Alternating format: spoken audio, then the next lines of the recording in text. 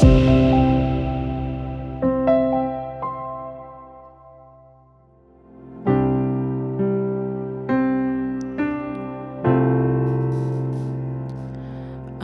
mengasihi Engkau, Yesus, dengan segenap hatiku. Aku mengasihi Engkau, Yesus, dengan segenap jiwaku. Aku mengasihi Engkau, Yesus, dengan segenap hatiku. Aku mengasihi Engkau, Yesus, dengan segenap jiwaku. Ku renungkan firman-Mu siang dan malam. Ku pegang perintah-Mu dan ku lakukan. Engkau tahu ya Tuhan, tujuan hidupku hanyalah untuk menyenangkan hati-Mu. Oh, aku mengasihi Engkau, Yesus, dengan segenap hatiku. Aku mengasihi Engkau, Yesus, dengan segenap jiwaku. Renungkan firman-Mu siang dan malam. Ku pegang perintah-Mu dan ku lakukan. Engkau tahu ya Tuhan, tujuan hidupku hanyalah untuk menyenangkan. Ku renungkan firman-Mu siang dan malam. Ku pegang perintah-Mu dan ku lakukan. Engkau tahu ya Tuhan, tujuan hidupku hanyalah untuk menyenangkan hati-Mu.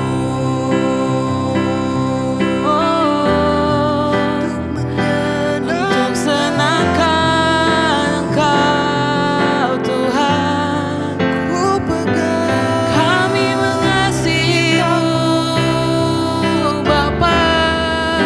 Ajarkan kami Jesus, untuk taat mau senangkan hati-Mu Bapa. Sebab Kau yang setia Tuhan. Ini hati kami Bapa, kami persembahkan bagi-Mu Tuhan.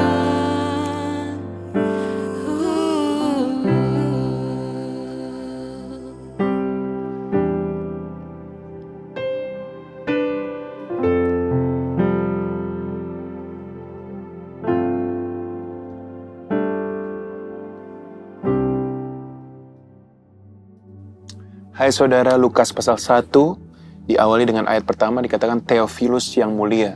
Theophilus artinya yang dikasihi Tuhan, Theos dan Phileo. Juga saya mau menyapa saudara dan mengingatkan saudara bahwa saudara adalah orang-orang yang dikasihi Tuhan Dan doa saya supaya saudara tidak hanya dikasihi Tuhan, tapi saudara juga mengasihi Tuhan. Karena Dia telah mengasihi kita, maka kita bisa mengasihi orang-orang di sekitar kita. Fokus pada hari ini terambil dari ayat 37-38 dari Lukas 1. Sebab bagi Allah tidak ada yang mustahil. Kata Maria, sesungguhnya aku ini adalah hamba Tuhan, jadilah padaku menurut perkataanmu itu. Lalu malaikat itu meninggalkan dia. Saudara, ayat 37 paling sering dipakai kalau kita sedang meminta mujizat, kita sedang berdoa, kita sedang mengalami kesulitan, lalu kita bilang bagi Allah tidak ada yang mustahil. Saudara, saya percaya bahwa hari ini, apapun yang saudara alami, tidak ada yang mustahil bagi Tuhan. Tuhan sanggup menolong saudara, Tuhan sanggup, tangannya tidak kurang panjang untuk menolong saudara. Kasihnya tidak kurang dalam untuk menolong saudara. Tapi harusnya 37 dikombinasi dengan ayat 38. Karena orang hanya mau mujizatnya saja, hanya mau pertolongannya saja. Tetapi seringkali miss dengan ayat 38. Sudah tahu bahwa mujizat ini terjadi. Dan mujizat terbesar adalah waktu Yesus lahir. Dia mati bagi kita, bangkit bagi kita. Keselamatan buat saya adalah berkat yang terbesar dan termulia. Tetapi kunci ayat ini bukan di 37 sebetulnya, tapi di ayat 38. Respon Maria ketika Tuhan memanggil dia, ketika Tuhan menawarkan satu panggilan yang luar biasa bagi hidupnya adalah ini. Sesungguhnya aku ini adalah hamba Tuhan, jadilah padaku menurut perkataanmu itu. Kata hamba terambil dari kata doulos di situ. Sebetulnya Maria bilang gini, I am your servant, I am your slave. Slave itu tidak punya hak. Dan ada penyerahan hak di ayat 38 ini, saudara, yang luar biasa, di mana Maria sebagai seorang wanita muda tentunya dia punya satu cita-cita yang luar biasa, dia punya satu aspirasi, dia mau menikah dengan Yusuf, dia sudah mungkin cari-cari rumah, dia sudah mungkin pikirkan nama anaknya siapa dan lain sebagainya. Semua rencananya terbengkalai karena Tuhan datang dengan satu agenda supaya Maria mengandung Yesus. Dan kunci di ayat ini, di ayat 38 adalah sesuatu yang harusnya kita miliki dalam hidup kita. Di mana waktu Tuhan memanggil kita, waktu Tuhan membuka kesempatan untuk kita melayani Dia, kita harusnya berkata, sesungguhnya aku inilah hamba Tuhan, jadilah padaku menurut perkataanmu itu. Saudara, kunci mengalami mujizat bukan di ayat 37, tapi di ayat 38. Kunci mengalami mujizat bukan hanya kita bilang, bagi Allah tidak ada yang mustahil. Saya percaya bagi Allah tidak ada yang mustahil. Tapi untuk mujizat itu terjadi, saudara harus punya mentalitas di ayat 38, yaitu, sesungguhnya aku ini adalah hamba Tuhan, jadilah padaku menurut perkataanmu itu. Saudara, saya berdoa buat saudara pada hari ini, supaya segala sesuatu yang terjadi dalam hidup saudara adalah sesuai dengan perkataan Tuhan. Bukan sesuai dengan aspirasi kita, bukan sesuai dengan rencana kita, tapi sesuai dengan perkataan Tuhan. Maukah saudara membuka hati dan berkata pada hari ini, Tuhan, pertolonganmu selalu ada bagiku. Dan kalau saat ini aku butuh mujizat, aku cuma mau bilang, Tuhan, aku adalah hamba Tuhan, jadilah padaku menurut perkataanmu. Mari kita berdoa. Tuhan, kami bersyukur buat hari ini kami diingatkan Tuhan, bahwa seperti Maria, Tuhan, dia punya banyak rencana, dia punya banyak aspirasi, tapi Engkau memanggil dia. Dan hari ini Tuhan, dimanapun kami berada, kami tahu Tuhan, banyak hal yang kami gumulkan, banyak hal yang kami renungkan, banyak hal yang kami rindu terjadi dalam hidup kami. Kami mau katakan Tuhan, bahwa bagi Allah tidak ada yang mustahil. Tapi lebih dari itu Tuhan, kami mau katakan seperti di ayat yang ke-38 tadi. Sesungguhnya kami ini Tuhan adalah hamba-Mu. Jadilah pada kami menurut perkataanmu. Bukan hanya di hari ini Tuhan, tapi di setiap hari dalam hidup kami. Kami berdoa, biar semua perkataan Tuhan itu yang terjadi dalam hidup kami. Seperti Maria menyerahkan haknya kepada Tuhan. Hari ini kami menyerahkan hak kami kepada Tuhan. Biarlah hanya kehendak Tuhan yang jadi, bukan kehendak kami. Biarlah hari lepas hari kami semakin setia, memikul salib, menyangkal diri kami. Dan biarlah memperkatakan perkataan-perkataan Tuhan dalam kehidupan kami. Kami hamba-Mu Tuhan, jadilah pada kami sesuai dengan perkataan-Mu. Dalam nama Yesus kami berdoa. Amin. Selamat hidup dalam mujizat Tuhan. Semoga selalu berkemenangan. Tuhan memberkati. Lukas 1.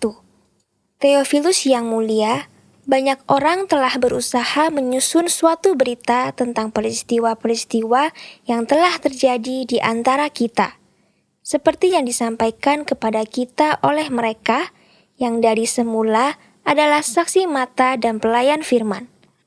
Karena itu, setelah aku menyelidiki segala peristiwa itu dengan seksama dari asal mulanya, aku mengambil keputusan untuk membukukannya dengan teratur bagimu, supaya engkau dapat mengetahui bahwa segala sesuatu yang diajarkan kepadamu sungguh benar.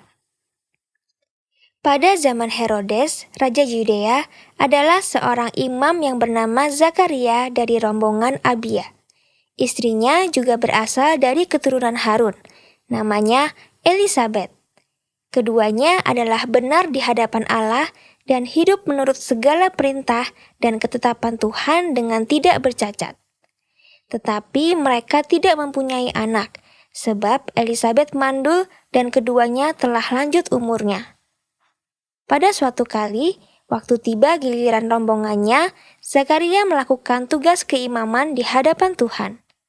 Sebab ketika diundi, sebagaimana lazimnya, untuk menentukan imam yang bertugas, dialah yang ditunjuk untuk masuk ke dalam bait suci dan membakar ukupan di situ. Sementara itu, seluruh umat berkumpul di luar dan sembahyang. Waktu itu adalah waktu pembakaran ukupan. Maka tampaklah kepada Zakaria seorang malaikat Tuhan berdiri di sebelah kanan mezbah pembakaran ukupan. Melihat hal itu, ia terkejut dan menjadi takut. Tetapi malaikat itu berkata kepadanya, "Jangan takut, hai Zakaria, sebab doamu telah dikabulkan dan Elisabet istrimu akan melahirkan seorang anak laki-laki bagimu dan haruslah engkau menamai dia Yohanes. Engkau akan bersukacita dan bergembira, bahkan banyak orang akan bersukacita atas kelahirannya itu.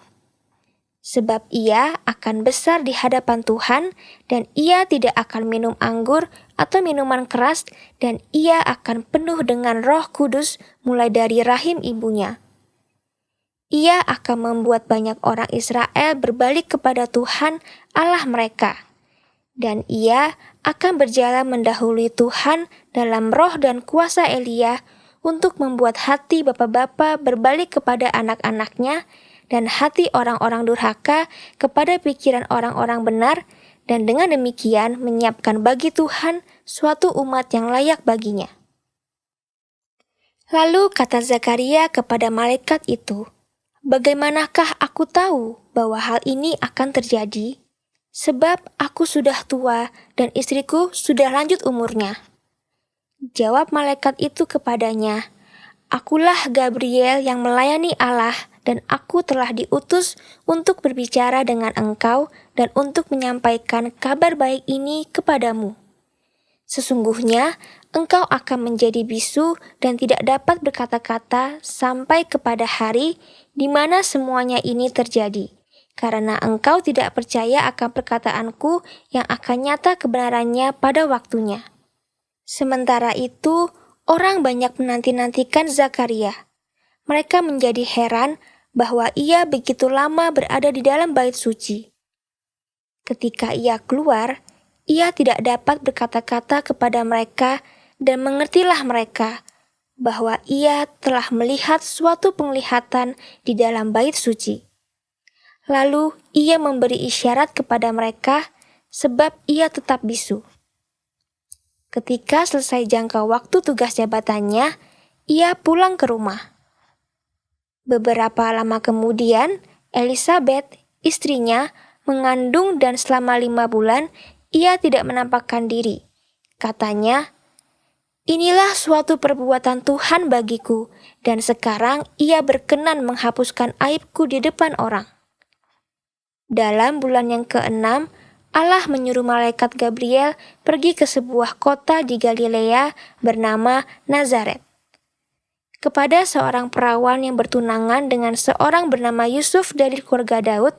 Nama perawan itu Maria. Ketika malaikat itu masuk ke dalam rumah Maria, ia berkata, "Salam, hai engkau yang dikaruniai, Tuhan menyertai engkau." Maria terkejut mendengar perkataan itu, lalu bertanya di dalam hatinya, "Apakah arti salam itu?" Kata malaikat itu kepadanya, "Jangan takut, hai Maria, sebab engkau beroleh kasih karunia di hadapan Allah. Sesungguhnya engkau akan mengandung dan akan melahirkan seorang anak laki-laki, dan hendaklah engkau menamai dia Yesus. Ia akan menjadi besar dan akan disebut Anak Allah yang Maha Tinggi, dan Tuhan Allah akan mengaruniakan kepadanya tahta Daud, bapa leluhurnya. Dan ia akan menjadi raja atas kaum keturunan Yakub sampai selama-lamanya, dan kerajaannya tidak akan berkesudahan." Kata Maria kepada malaikat itu, "Bagaimana hal itu mungkin terjadi karena aku belum bersuami?" Jawab malaikat itu kepadanya, "Roh Kudus akan turun atasmu dan kuasa Allah yang Maha Tinggi akan menaungi engkau. Sebab itu, anak yang akan kau lahirkan itu akan disebut kudus, anak Allah. Dan sesungguhnya Elisabet sanakmu itu, ia pun sedang mengandung seorang anak laki-laki pada hari tuanya. Dan inilah bulan yang ke-6 bagi dia yang disebut mandul itu. Sebab bagi Allah tidak ada yang mustahil." Kata Maria, "Sesungguhnya aku ini adalah hamba Tuhan. Jadilah padaku menurut perkataanmu itu." Lalu malaikat itu meninggalkan dia. Beberapa waktu kemudian, berangkatlah Maria dan langsung berjalan ke pegunungan menuju sebuah kota di Yehuda. Di situ, ia masuk ke rumah Zakaria dan memberi salam kepada Elisabet. Dan ketika Elisabet mendengar salam Maria, melonjaklah anak yang di dalam rahimnya, dan Elisabet pun penuh dengan Roh Kudus. Lalu berseru dengan suara nyaring, "Diberkatilah engkau di antara semua perempuan, dan diberkatilah buah rahimmu. Siapakah aku ini sampai ibu Tuhanku datang mengunjungi aku? Sebab sesungguhnya ketika salammu sampai kepada telingaku, anak yang di dalam rahimku melonjat kegirangan." Dan berbahagialah ia yang telah percaya, sebab apa yang dikatakan kepadanya dari Tuhan akan terlaksana. Lalu kata Maria, "Jiwaku memuliakan Tuhan, dan hatiku bergembira karena Allah, Juru Selamatku. Sebab ia telah memperhatikan kerendahan hambanya. Sesungguhnya, mulai dari sekarang segala keturunan akan menyebut aku berbahagia, karena Yang Maha Kuasa telah melakukan perbuatan-perbuatan besar kepadaku, dan namanya adalah kudus. Dan rahmatnya turun-temurun atas orang yang takut akan dia. Ia memperlihatkan kuasanya dengan perbuatan tangannya dan mencerai-beraikan orang-orang yang congkak hatinya. Ia menurunkan orang-orang yang berkuasa dari tahtanya dan meninggikan orang-orang yang rendah. Ia melimpahkan segala yang baik kepada orang yang lapar dan menyuruh orang yang kaya pergi dengan tangan hampa. Ia menolong Israel, hambanya, karena ia mengingat rahmatnya, seperti yang dijanjikannya kepada nenek moyang kita, kepada Abraham dan keturunannya untuk selama-lamanya." Dan Maria tinggal kira-kira 3 bulan lamanya bersama dengan Elisabet, lalu pulang kembali ke rumahnya. Kemudian genaplah bulannya bagi Elisabet untuk bersalin, dan ia pun melahirkan seorang anak laki-laki. Ketika tetangga-tetangganya serta sanak saudaranya mendengar bahwa Tuhan telah menunjukkan rahmat-Nya yang begitu besar kepadanya, bersukacitalah mereka bersama-sama dengan dia. Maka datanglah mereka pada hari yang ke-8 untuk menyunatkan anak itu, dan mereka hendak menamai dia Zakaria menurut nama bapaknya. Tetapi ibunya berkata, "Jangan, ia harus dinamai Yohanes." Kata mereka kepadanya, "Tidak ada di antara sanak saudaramu yang bernama demikian." Lalu mereka memberi isyarat kepada bapaknya untuk bertanya nama apa yang hendak diberikannya kepada anaknya itu. Ia meminta batu tulis, lalu menuliskan kata-kata ini. Namanya adalah Yohanes, dan mereka pun heran semuanya.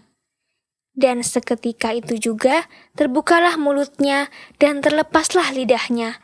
Lalu ia berkata-kata dan memuji Allah. Maka ketakutanlah semua orang yang tinggal di sekitarnya, dan segala peristiwa itu menjadi buah tutur di seluruh pegunungan Yudea. Dan semua orang yang mendengarnya merenungkannya dan berkata, "Menjadi apakah anak ini nanti? Sebab tangan Tuhan menyertai dia." Dan Zakaria, ayahnya, penuh dengan Roh Kudus, lalu bernubuat. Katanya, "Terpujilah Tuhan, Allah Israel, sebab ia melawat umatnya dan membawa kelepasan baginya. Ia menumbuhkan sebuah tanduk keselamatan bagi kita di dalam keturunan Daud, hambanya itu. Seperti yang telah difirmankannya sejak purbakala oleh mulut nabi-nabinya yang kudus, untuk melepaskan kita dari musuh-musuh kita dan dari tangan semua orang yang membenci kita, untuk menunjukkan rahmat-Nya kepada nenek moyang kita dan mengingat akan perjanjiannya yang kudus, yaitu sumpah yang diucapkannya kepada Abraham, bapa leluhur kita, bahwa ia mengaruniai kita, supaya kita terlepas dari tangan musuh dapat beribadah kepadanya tanpa takut, dalam kekudusan dan kebenaran di hadapannya seumur hidup kita. Dan engkau, hai anakku, akan disebut Nabi Allah yang Maha Tinggi, karena engkau akan berjalan mendahului Tuhan untuk mempersiapkan jalan baginya, untuk memberikan kepada umat-Nya pengertian akan keselamatan yang berdasarkan pengampunan dosa-dosa mereka, oleh rahmat dan belas kasihan dari Allah kita, dengan mana Ia akan melawat kita, surya pagi dari tempat yang tinggi, untuk menyinari mereka yang diam dalam kegelapan dan dalam naungan maut, untuk mengarahkan kaki kita kepada jalan damai sejahtera. Adapun anak itu bertambah besar dan makin kuat rohnya, dan ia tinggal di padang gurun sampai kepada hari ia harus menampakkan diri kepada Israel.